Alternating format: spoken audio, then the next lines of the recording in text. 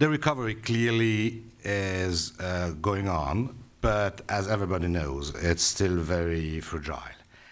And partly it's fragile because it's uneven. And that's probably one of the main features that I want to underline first, which is that when you look at Asia, when you look at South America, you see very high rate of growth, and obviously for this part of the world, the crisis is over.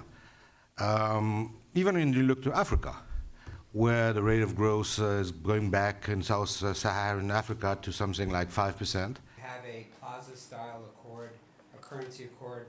Europe is still sluggish, and that's certainly part of the concern that we may have. It's still a big part of the global economy, and if this big part of the global economy doesn't go very fast, then it has, of course, an influence on the rest. And the United States, where the situation is uncertain.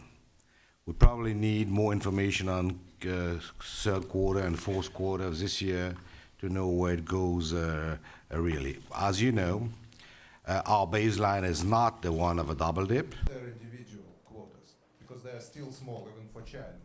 Everybody has to keep in mind this mantra that there is no domestic solution to a global crisis, and in a globalized economy, in a globalized world, there's no way to find its own solution.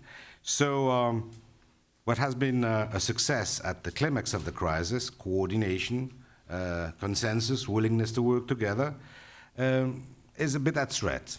Many are talking about currency war. Myself, I think I use this vocabulary, which may be a bit too military. But it's true to say that many do consider their currency as a weapon, and that's certainly not for the good of the global economy, of course. Business-like.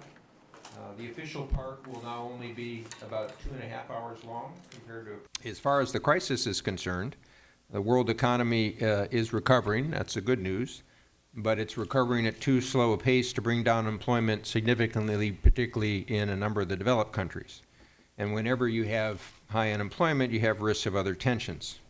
We see this now in debates on currencies.